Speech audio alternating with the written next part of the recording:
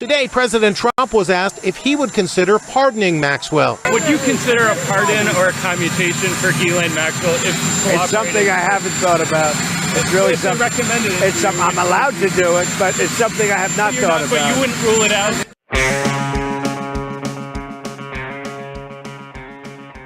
You know, you could have said no to that, Mr. President. Hey, everybody, I'm Matt Leck. David Griscom will be here for our Neal Meyer interview in a little bit. But for now, welcome to the program. It's great to be with you today on a, pretty wild day. I want to start actually with something that's been worrying me. There's been another Gaza freedom flotilla trying to get bare necessities into Gaza that has been interrupted, I would say legally, I believe that again in international waters. This one with Chris Malzahn, who was the labor organizer at Amazon, and the whole I'll just say Israel not beating the allegations of being the new South Africa with the way they're treating him. People quick to point out that he was the only black member of this flotilla, and he just so happened to be one that the Israelis roughed up like crazy. So I would say if you do share something today, it's good to keep that in people's minds, because he and I believe dozens or so others remains detained by this fascist genocidal government supported by our government. And on that note, there's been another sort of shot across the bow in the squad-averse, this time from the GOAT, let's be real, Rashida Tlaib. She was outside in D.C. with a bunch of people saying, hey, can we stop starving Gazans? Can we stop torturing doctors, killing journalists? And had this pointed addition to her statement here, and I'm just going to play this in a few minutes of this. This is illegitimate organization that Trump administration with this. She's talking about the quote-unquote Gaza Humanitarian Foundation, which is actually like a mercenary cutout backed by, Israel probably, private equity, and some other people to basically fill in a position that could just be filled by UNRWA, but Zionists have decided the United Nations is anti-Semitic. Israeli government, again, giving millions of dollars to them. And we say enough is enough. This institution's not moving with the majority of their constituency. And it's shameful, because if they poll their constituents, if you ask them, do they want another dime? They want us to continue to support the war crimes being committed in Gaza. They would tell you hell no. Because they've seen the images we all have seen of babies being starved to bone. Every day that our government continues to withhold funding from UNRWA, they are actively participating in these crimes against humanity. Every day that our government continues to again fund this genocide, they're enabling more death and destruction.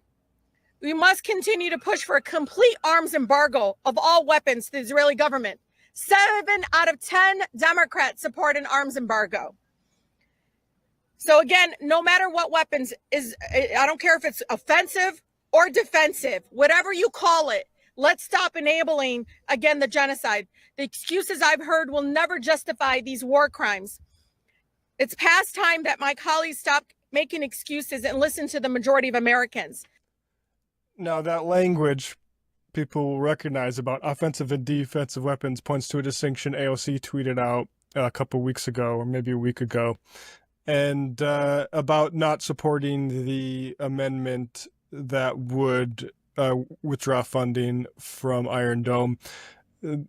AOC leaned heavily on Marjorie Taylor Greene's there and she's an anti-Semite. But the truth is that even if Marjorie Taylor Greene weren't around, AOC's not ready to take this anti-Iron Dome position. And that is not tenable. It's not tenable. She needs to change course on this. And, I've heard some people say she's not going to do so. This is who she is.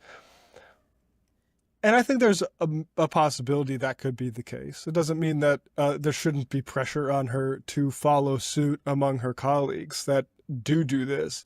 And I also think it's, possible that she could come around on this not because, she is ready to support resistance and leave liberal Zionism behind, but that she needs to survive politically.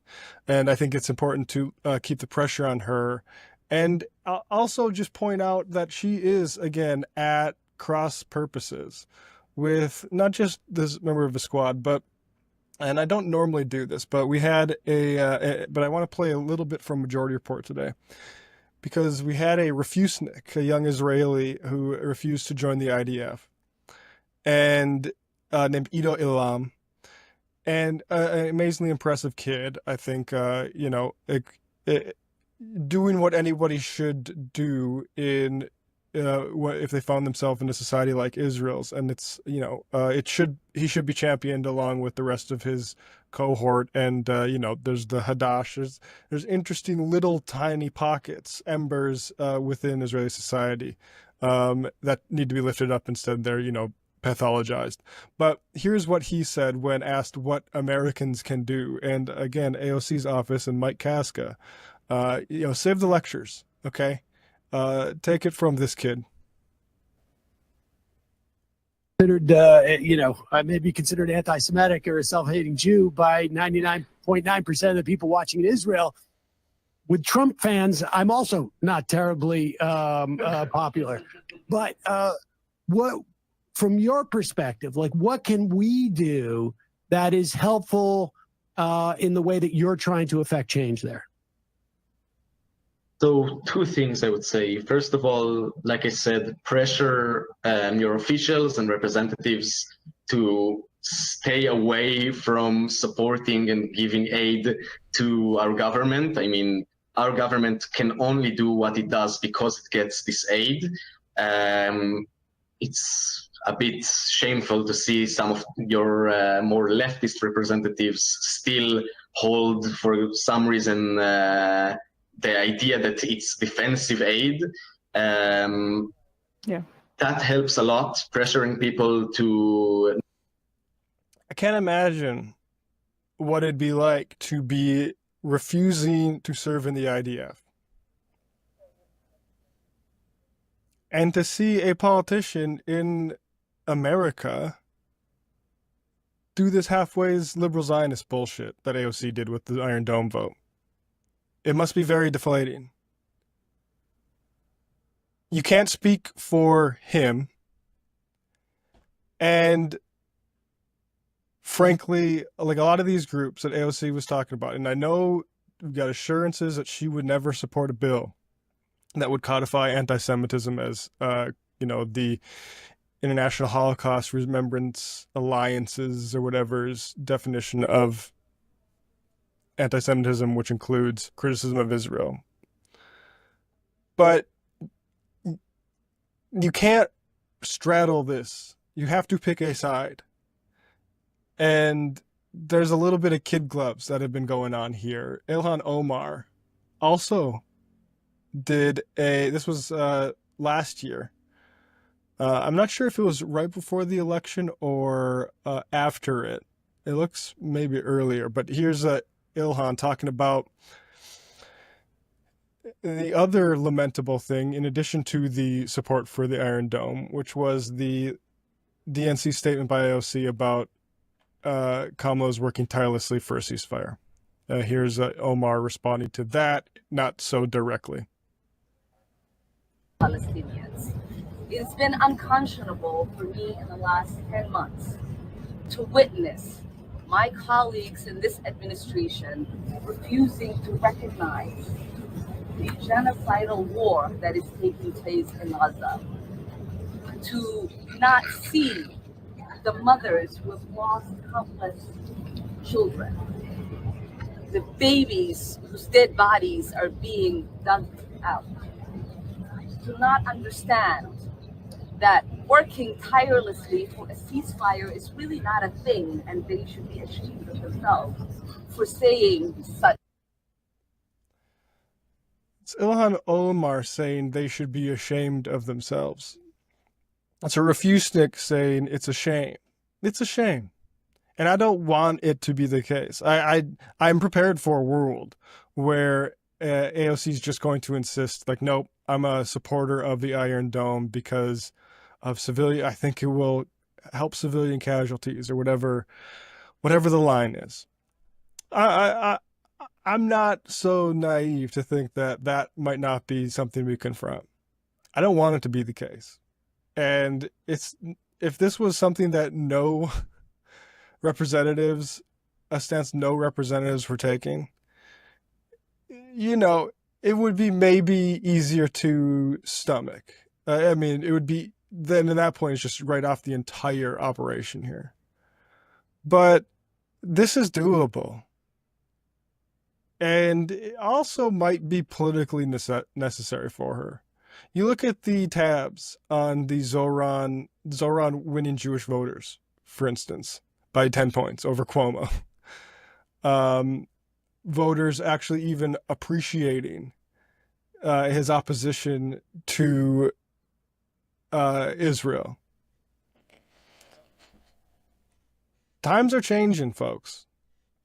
And, you know, it's time to stop acting in shame, in shameful ways, and do the right thing. And it's not saying that, like, look, the other thing is like, okay, if AOC does change her Iron Dome, I would appreciate it if it was in a way that was politically educational. But that'd probably be the only upside of it, is if she, you know, had somebody on like Avi Shlaim to say, or this refusenik, represent these people. If you want to represent movements, represent movements. Which movements are we representing? Is there a movement out there to continue Iron Dome funding in hopes of some kind of two-state solution or gesture towards a two-state solution that's never coming?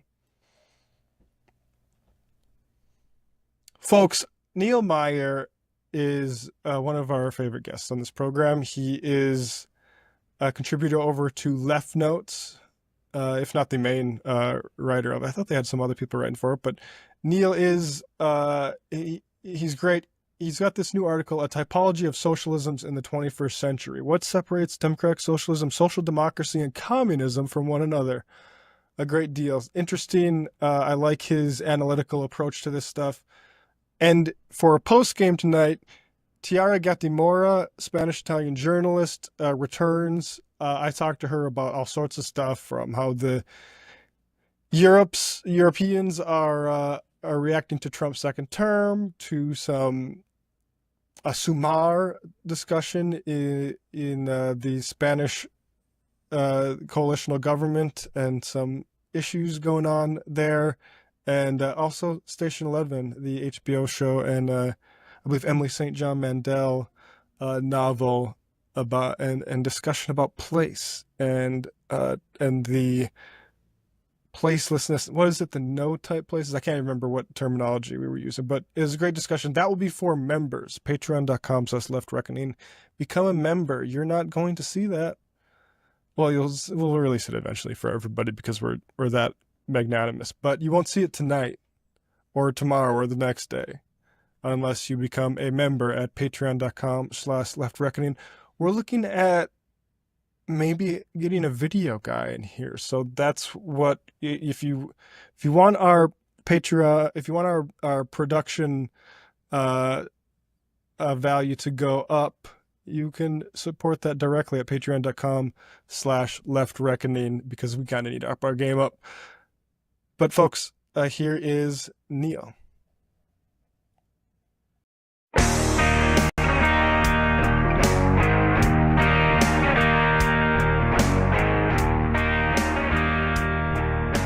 Welcome back, Left Reckoners. David here, joined as always by my good friend and comrade Matt Leck. How you doing, brother? I'm good, David. Good to be with you. Yeah, man, I'm happy that you're here. We're also very happy to be joined by Neal Meyer. We've had him on before to talk social strategy. He is many things, including the proprietor of the great Left Notes Substack. And we're going to be talking about the different kinds of socialists and socialism. Neal, thank you so much for joining us. Yeah, thanks for having me. You know, we take the notes on Left Notes, and then we come and reckon with the meaning of them. I appreciate it. Well, we got I'll have this link for people to read this piece. I highly suggest it. It's a very good and interesting piece, a typology of socialism in the 21st century. But before we really get into your piece here, Neal, I did want to put this up because there's been a lot of talk in the news after Mr. Zoran Mamdani won the mayoral primary in New York City about just what a socialist is. Democratic socialist versus communism. Here's what the enlightened minds over at CNN are saying about the subject. I mean, we glossed over the fact that Trump threatened to arrest him and called him illegal, but that's, I guess just another day. Yeah, well, and I should point out he says that he's a democratic socialist. He's a socialist, I'll be kind. But calling him a communist is not far off base when he talks about seizing the means of production. That is a communist party plank. He is talking about doing that. So I don't have any problem with calling him what he is. And I don't have any problem calling Donald Trump a felon or charged with rape, or the fact that he doesn't pay his vendors, or the fact that he's racist because he illegally discriminated. He was so I don't have any problem. And you're right. And as you know all what? of You those may things. have a Democratic socialist elected as mayor of New York City. No, you agree with Pete that he is a communist then? He's not a communist. He's a socialist. He said seize the means of production. He's a socialist. He is not a communist. I'm not a socialist.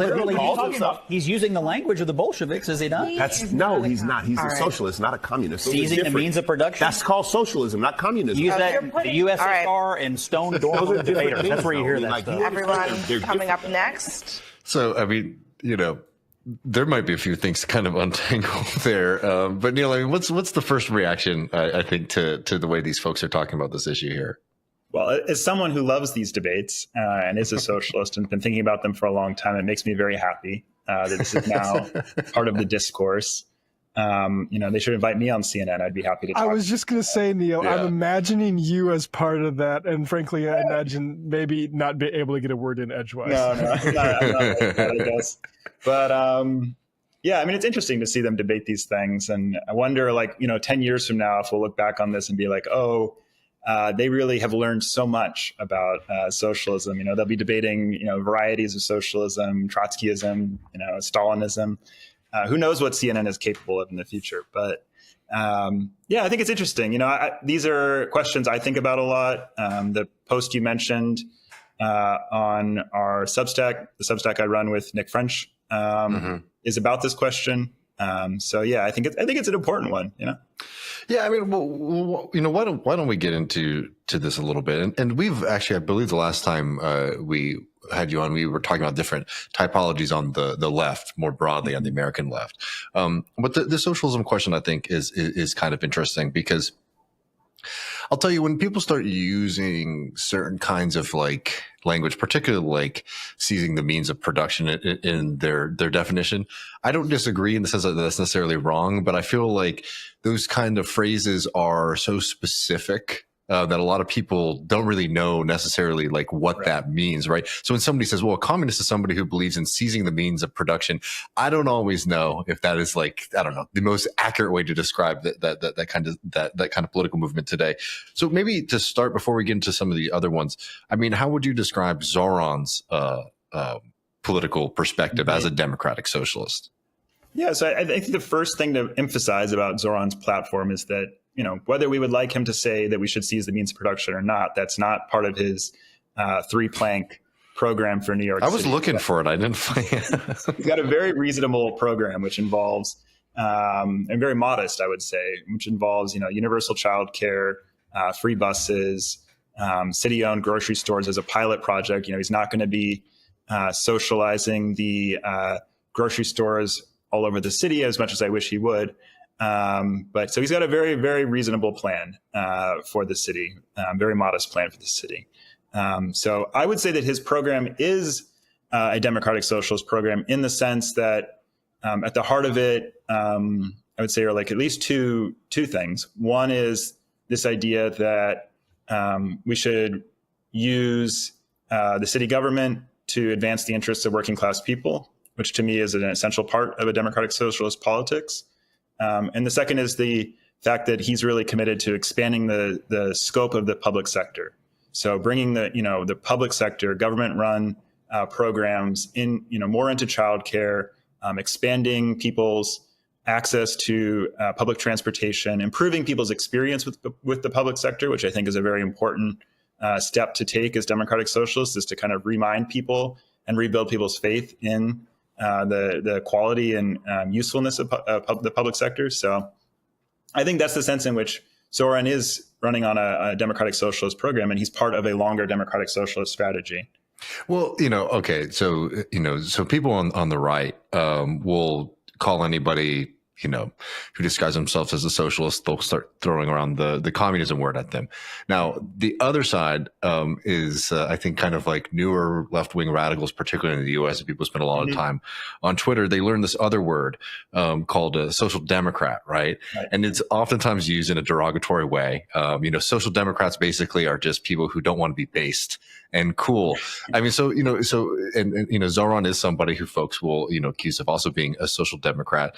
And I think, more classic understanding of that is like a reformist view of capitalism. I mean, before we get into your typology in Left Notes, I just want to ask on Zoran specifically, where would you draw the line between, you agree with him that he's a democratic socialist.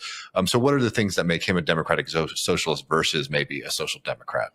That's a really good question. I mean, he had a funny line recently where he said he knows he's winning. He knows we're winning. Because Trump no longer uses socialism as a derogatory term. He's advanced to using communism as a derogatory term, which I think is a pretty good metric for the successes of the left of late.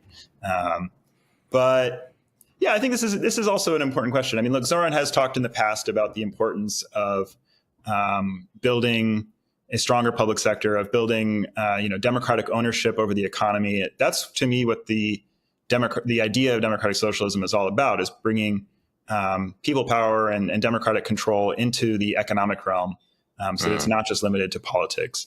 And there's many ways to do that. I think the way I believe that we need to democratize the economy is through socializing the productive assets of society, which means either bringing large components of the economy under public control. So having a national healthcare system.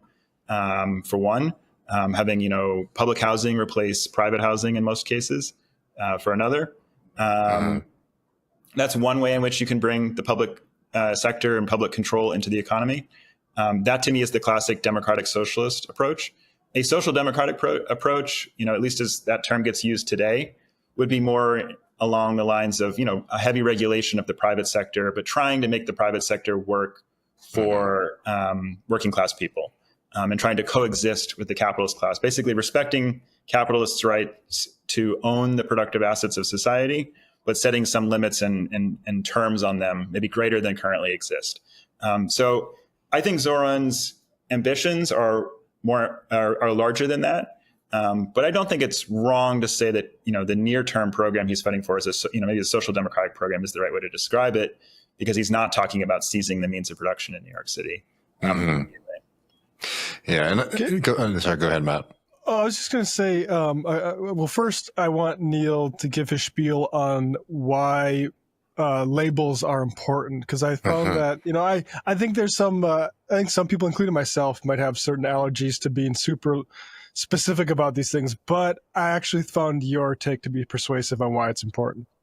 Yeah, so first of all, from that CNN segment, you can see, and I also in my article include this graph showing interest in the difference between socialism and communism in Google searches over time. And, the interests always have spiked in the past around presidential elections. First, when Obama was called a socialist, and then much more dramatically in 2016 and 2020 during Bernie Sanders' campaigns. So I think that tells you that there is a popular interest in these questions. People want to know what the difference is between these kind of politics, which maybe they're not super familiar with, and maybe they're interested in, which is exciting. So it's sort of an entry point to these discussions to talk about, what is the difference between socialism and communism? I think that's we can hopefully get into it, but there's like deeper strategic differences historically between people who identify as communists and people who identify as socialists, which I think are of interest to people, especially people who maybe are concerned about, how radical socialist politics is. Does it really mean like I think the CNN people said like a Bolshevik style revolution in the United States? Are we going to be storming the White House and establishing Soviets all over the country? Or are we aiming for something a bit more, a bit different? So that to me is one reason to care about the debate. I think it's the main reason is it's an opportunity to clarify strategic differences. And I think the other thing is that for people who are really involved in, a discussion or any sort of topic, you kind of come to realize that labels have real limits, and that there's a lot of nuances in between things. But most people are not going to be, socialist history or socialist theory nerds. They need some simple labels or things to kind of map out ideas for them. And labels are extremely useful in that case. I can think of a lot of things in the world where I'm not, there's things I don't think about very much. And like, I probably have what to an expert in that field would seem to be very crude labels for different concepts, but they're useful for me because I don't have to deal with the intricacy. I'd also just add too, and I've said this for years on this program, but I'm not so much of a fanatic or anything that like I need things to be called, for example, like socialist, just because like I have such like an attachment emotionally to the word. But I think there's a lot of value, one, in actually being rooted in a historical tradition. So we're not just kind of like recreating things all the time. And secondly is actually about honesty to the rest of the world. People always will say this idea is like, well, what if instead of calling themselves, for example, the Democratic Socialists of America, they call themselves like the America Party or something like that, right? Well, if it turns out you start going to their meetings and they keep on talking about this guy Karl Marx and having you read all these socialist texts, then oh man, it sounds like they were lying to me about what their beliefs are. So there is something that I think is actually deceitful, frankly, to not just sort of own your tradition and do the work that folks like Zoran and also even before that Bernie had done and kind of like redefining that. But let's look at some of these distinctions here, because I actually think they'll get us into some interesting questions here. So again, there's the link below. I highly suggest people look at it, look at this piece. But we have this graph here, which is very simple, that can try to get us to these three different types of socialists. And there's two major questions. One, should the economy be socialized? I believe you call that the socialization question, right? And the second one is the means of the transition. Maybe before we get to the means, which I think is actually where a lot of the meat is here, let's get to that first question of socializing the economy. So what kind of socialist are we saying isn't interested in that larger socialization of the economy here? Yeah. So what I did in the article is I tried to separate the question of different like distinct types of socialists. I created three from the question of labels, because I think the question of labels, which I think we could get to, but it becomes confusing because of the history of the socialist movement and the different meanings of those labels at different points in time. So we can just stick with my like type setup right now. So I have type 1, type 2, type 3.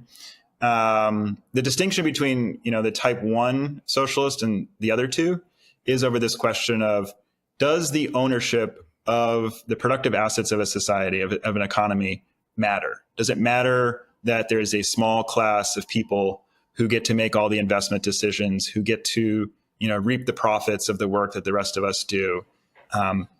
Is that ownership something that's on our way to a more just society? Is that ownership, private ownership of the productive assets, something that we just have to live with or even can harness for good, which would be the sort of perspective of a type 1 socialist, someone who says, look, whether you like it or not, and actually maybe it's a good thing, but the capitalist class is going to always be with us. And so we have to figure out how to work with them and maybe, hopefully limit their abilities to do things. But we got to deal with reality here, that we're not getting rid of the capitalist class anytime soon, or, abolishing the capitalist class. And then the other kinds of socialists say, no, you actually can't have a long lasting just society as long as there's a small class of people who have a very strong interest in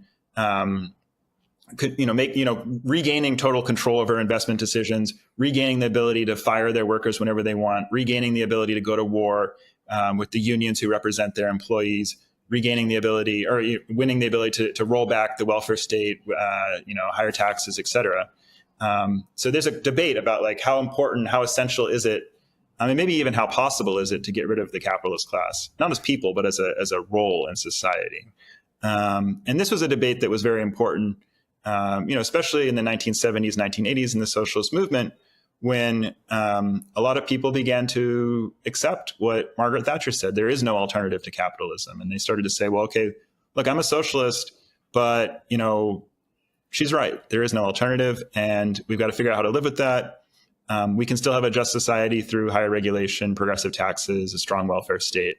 And socialism for them, I think, ultimately became kind of a set of values. I make this distinction in the piece between socialism as a set of values and socialism as a destination.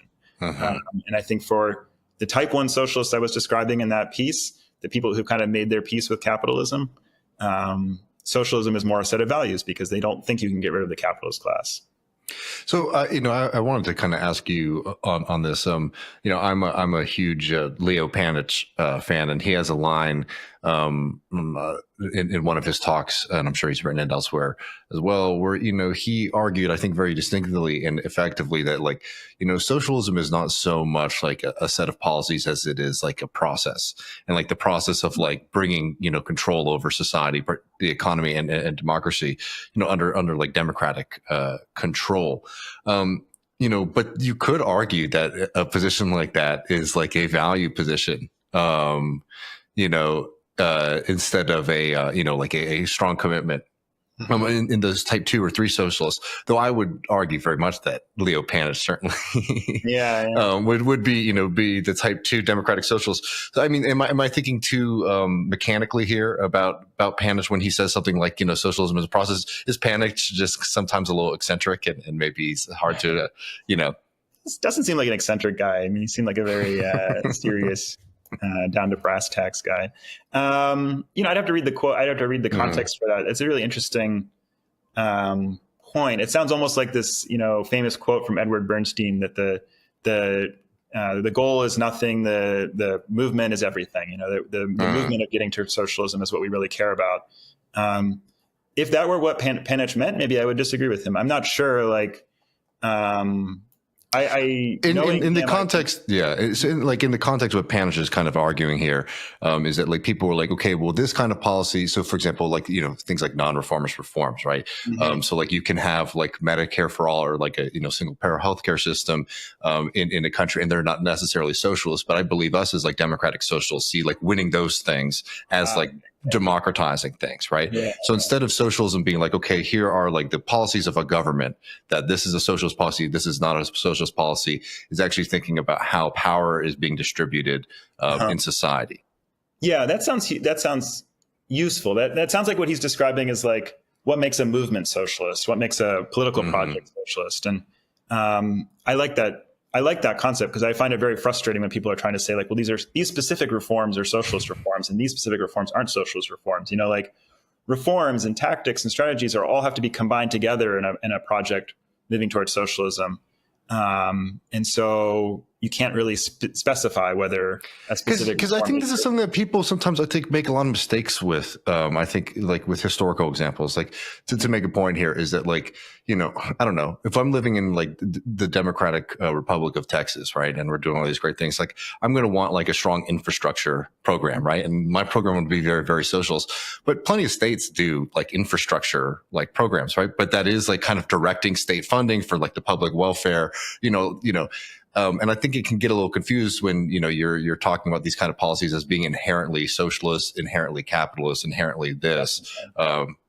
Yeah, definitely. And this is a good example. This is a good moment to mention too. Like, historically, many capitalist parties have at times nationalized corporations. Like they brought corporations under public control. That doesn't make them socialist. It is part of their strategy for saving capitalism. Lenin famously, to go back to the Bolshevik Revolution, Lenin famously said that the slogan of the Bolshevik movement in 1917 was peace, land, and bread. Is bread a socialist policy? No, like it's about, but it was necessary in that moment to advance that as a slogan and as a policy actually for getting towards a socialist future. And again, I feel very hesitant about mentioning Lenin and then mentioning Zoran. But coming back to Zoran, I mean, this is why I think, although many political parties of many different stripes have advocated for, universal childcare, for example.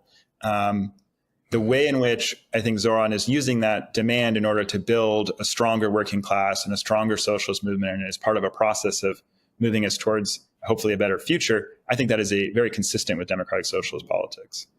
But again, I still would insist on the idea that socialism is a different kind of economic system towards which we are trying to move. It's not just sort of like a descriptor for a set of for strategies or for values alone.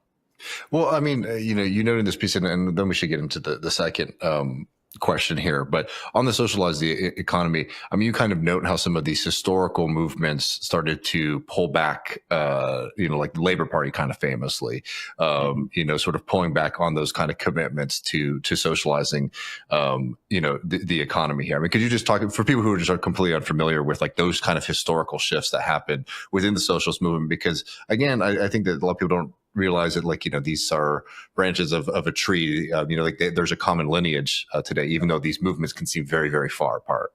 Right, definitely. So, I mean, maybe this is a good opportunity to just kind of mention the complicated history here. So, prior to 1914, everyone who was what we would consider today a democratic socialist, and also revolutionary socialists, et cetera, identified as social democrats.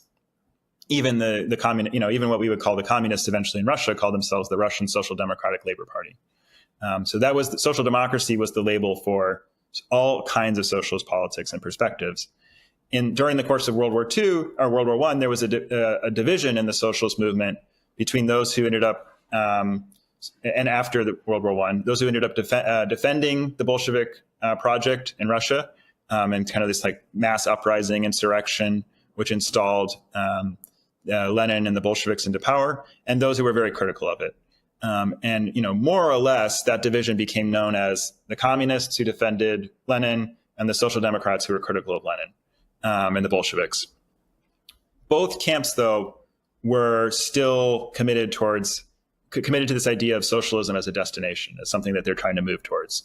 And then in the 1970s, within that social democratic camp, you get a new sort of division emerging in which many people who had previously believed in this idea of socialism as a destination begin, as I was saying, to think that there is no alternative to capitalism, and they start to redefine socialism purely as a set of values.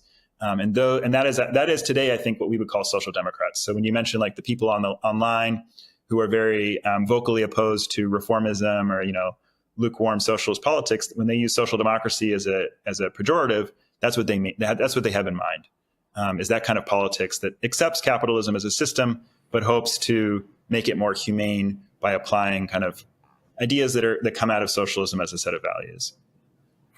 Yeah. And, I will say sometimes that can create a decent amount of confusion, but I want us to get to this second bit, because I think it is an interesting one. So, like the second question that you asked to kind of create this typology here is what means do you want this transition to go through? And you line up the democratic road versus the insurrectionary road. I mean, could you add a little context to those distinctions? Yeah, sure. So this is the distinction I make between a type 2 and a type 3 socialist. And the idea here is that people on the left who believe in the need to socialize the means of production, people who believe in the need to expropriate the capitalist class, have different wagers about how to get there, about how to achieve that goal. And there are some people who wager on what I would call the democratic road to socialism, which says that in a capitalist democracy like we sort of have in the United States, although maybe that's or maybe we're losing it, but in many countries in Europe and Latin America, et cetera, in these contexts, it is possible to elect a socialist government to office. It has happened in the past. And that through the election of a socialist government, combined with really powerful movements from below through unions, social movements, neighborhood assemblies, et cetera, you can bring a socialist government to power who can then help to oversee changes to the economy, changes to politics that move us in a socialist direction, a direction towards socialism. It's not inconceivable that such a government, for example, could start to socialize aspects of the economy, as, for example, the Labor government did in the UK and right after World War II in 1946 and 47 when they started to bring the national healthcare system under public control. So they built a national healthcare service. They also brought many other companies and businesses under public control as well.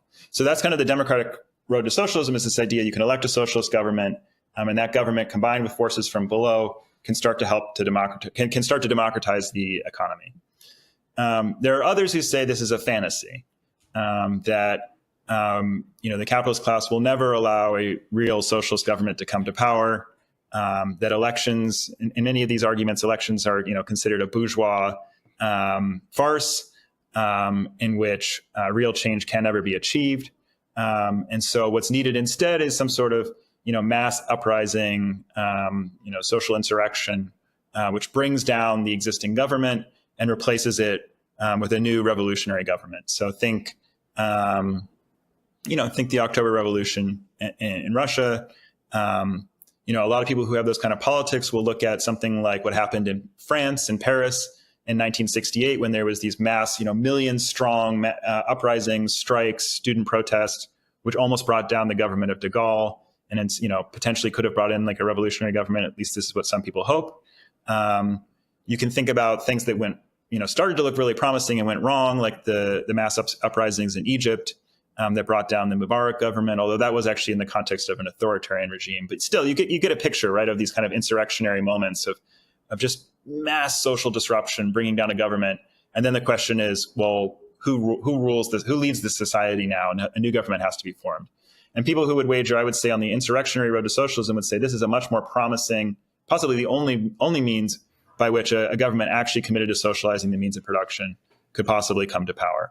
So that's, I think, the division. That's, to me, the division between, the insurrectionary road and the democratic road to socialism.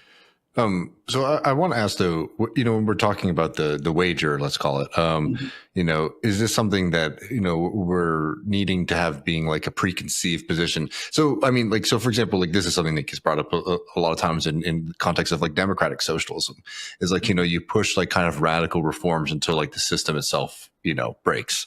And then like the popular government sort of sweeps in and, can, overcome the power of the capitalist class by the weight of its popularity and like democratic mandate from everybody.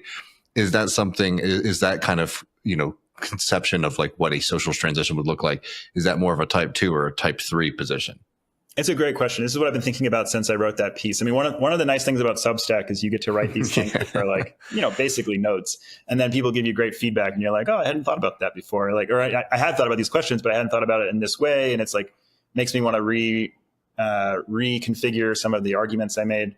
So this is one thing I've been thinking about this past week, that a lot of people have talked to me about, that there's, within this category of the democratic road to socialism, there's maybe different perspectives about what happens after the election of a left government. And those might be as important or more important than this distinction between an insurrectionary road and a democratic road.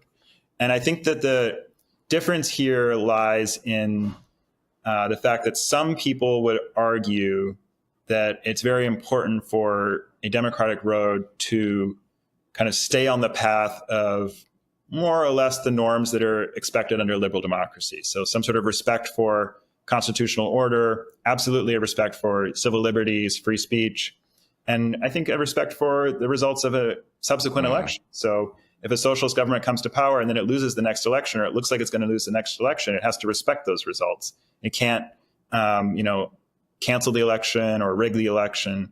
That would be one perspective on the democratic road to socialism, that like our socialist project has to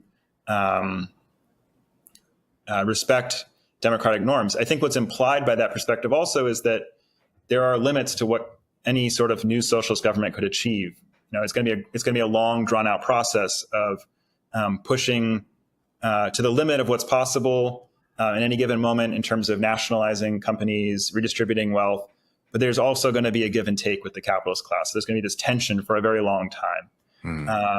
Because if you just try to go an all-out assault, unless they're completely very weak for some reason, they're going to fight back, and there's going to be a civil war or some sort of horrendous conflict, and people will want to avoid that. This is kind of the problem that Salvador Allende ran into in Chile in the 1970s. He was elected, he formed a socialist government, And then the question is like, how far do you go? Like, how much do you try to negotiate with the existing ruling class in order to make progress, but also not like, expropriate them completely and provoke a civil war right away? And, there's many really tragic but very important lessons to be drawn from the Allende experience. And I don't think it really confirms any one wager. It doesn't, it's not clear to me what the conclusions should be drawn from the Allende experience at the moment. So that's one perspective inside the democratic road to socialism. The other one would be what you're kind of suggesting, David, which is you elect a socialist government, and then that government basically tries to bring on a crisis as fast as possible, tries to go as hard as possible against the capitalist class, with the knowledge that when you do that, they will come at you, and they will be the ones who give up kind of democratic norms to fight you, or if they're successful in being popular and undermining your government, then you have to be the one that cancels democratic norms in order to stay in power. This, I think, is like maybe the harder version of the democratic road to socialism, the hard road to socialism, versus the soft one I just described. And I think that this is the one that I think many people on the left today probably, I don't know if I would say sympathize with, but like maybe their first answer would be like, yeah, this is the path that I think, because I don't believe the capitalist class can be, negotiate. There can't be like a kind of give and take that I was describing with the softer road over a long period of time. There has to be like kind of a rupture with this class, and then you have to go to war with them, basically. I just think that like if that is people's perspective, and I have reservations about it, people should be honest with themselves about what it implies. Like it implies suspension of civil liberties. It implies a much more authoritarian political regime. Like these are the experiences that many socialist governments have found themselves in. This is sort of what happened to Chavez's project in Venezuela. I mean, there's obviously many extenuating circumstances, and there's a really big role that the U.S. plays in Venezuela and undermining the socialist project there. But they've abandoned any sort of commitment. I should say Chavez was committed to respecting liberal democratic norms to a large extent. Maduro, his successor, has not been. And you can argue whether or not he was right to do that, but he's basically taken this kind of harder perspective of suspending civil liberties, rigging elections, et cetera, et cetera. I mean, just since we're talking about it, I mean, it's a different trajectory and like origin, but like even Soviet Union. I mean, this is something that Leo Panish talks about a lot too. I mean, like, this is like one of those like grand historical revolutions, right? Where people who were very, very disenfranchised and politically weak, suddenly seized tremendous amounts of power. And there's like, the early years, not to come off too much of a Trotskyist, but like, there are like, these early years where like, society really opens up. But once things hardened and once they calcified, not only, do you get like bad political outcomes, but over like generations and years and years and years, like the capacity of people to sort of engage in democratic politics, to do the kind of things that I, at least myself as a socialist, want to see happen. Those skills, those muscles, that tradition, that understanding, that capacity got weaker and weaker and weaker.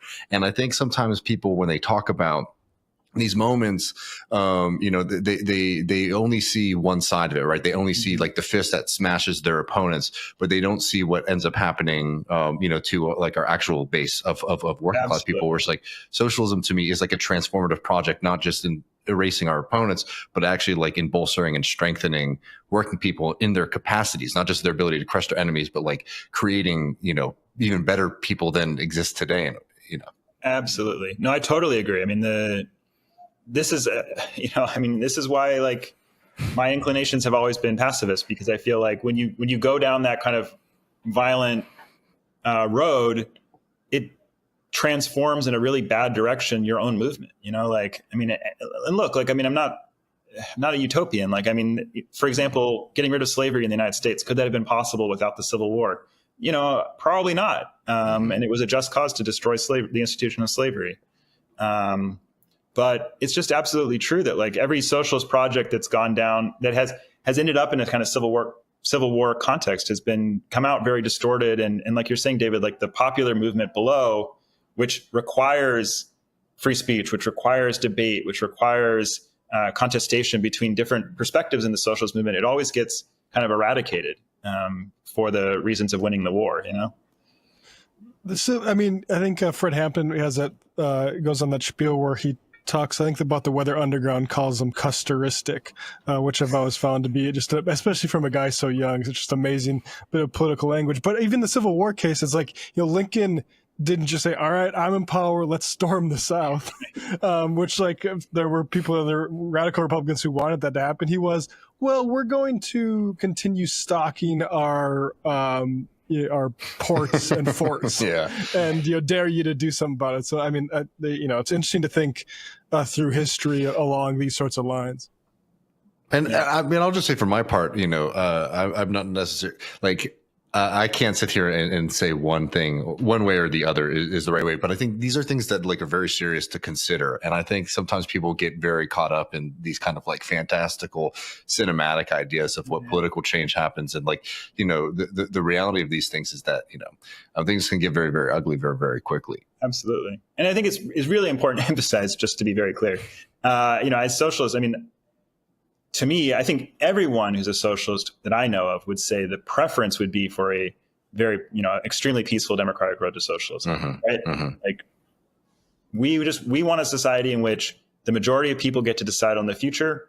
We're confident that in the long run, socialists can win over the majority of society, persuade the majority of society that a socialist future is better, and that if people respect democratic institutions, that majority can help change the country and change the world. And the problem becomes when you have to consider the fact that when other movements have tried this in other countries, the ruling class, a very small minority of the society has said, and sometimes the military has said, no, you can't do that. And so then the question is like, well, who in that moment gets to decide, the majority or the minority who rebels against the majority? And that's where you get this really difficult question of what do you do in that context? And that's why I don't think like you're saying, David, there's not an easy answer. This is serious questions that have to be discussed. I mean, it's nowhere near on the agenda for us today. Like we're talking about, free buses.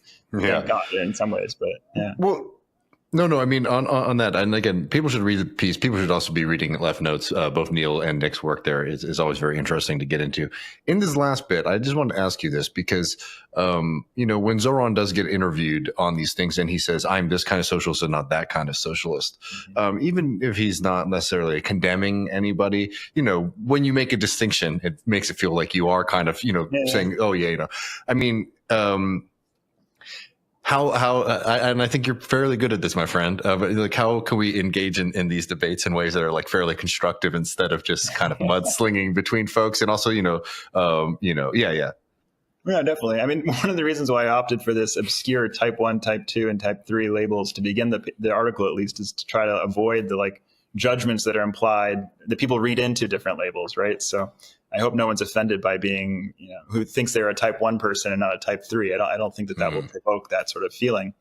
So I do think we need, as a socialist movement, to be able to have these conversations. No one can predict the future. No one should be certain about their position.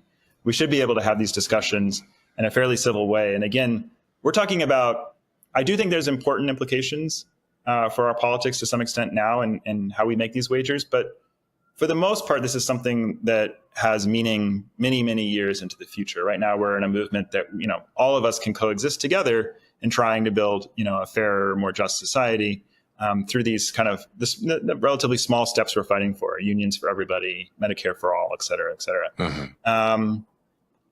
Yeah, I mean, I think the way I've come to handle debates like this, that I think produces a civil result, is by seeing everything as a wager. You can't be certain about something.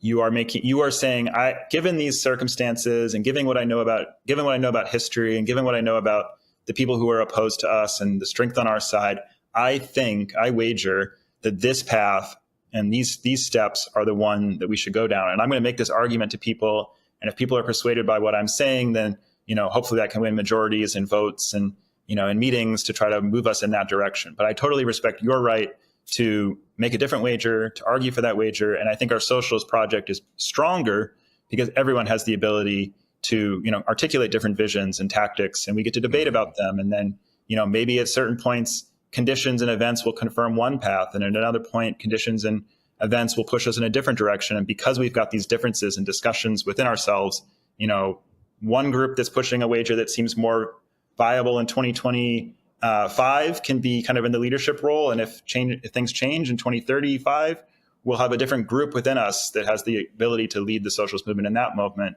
according to their wager. So that's, to me, and that's the essence of democracy. And that's why I'm very committed to this democratic road concept, and a peaceful one at that, for the reasons you're describing, David, because when you lose the ability to have those discussions freely and openly, very, very bad things happen. It becomes a serious problem. It really saps the strength, which I think we gain from our ability to discuss and debate. Mm-hmm. Well, Neal, it's always a pleasure speaking with you, my friend. I'll send people over to Left Notes. Is there anything else people should keep their eye out for?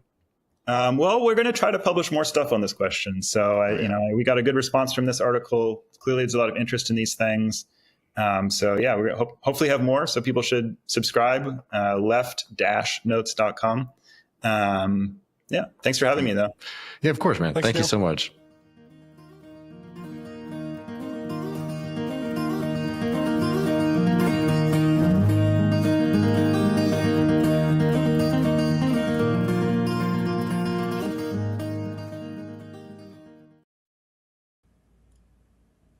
Yes, folks, thank you. Great talking to Neal about that. Yes, of course, action is necessary. It has to be thought out. I think, as his mentioning of the 1960s, and you can get a lot of people mobilized, and then it leads to what exactly? Going over to the post game, Tiara Gattimora, Spanish-Italian journalist, going to be with me for the entire thing, chatting about a few things. Patreon.com/leftreckoning if you're not a member. Would appreciate it, certainly. And if you're not a member, I guess we will see you next week. Thanks for joining in nonetheless. And members, the link will be on Patreon in just about, let's say, 5, maybe 10 minutes.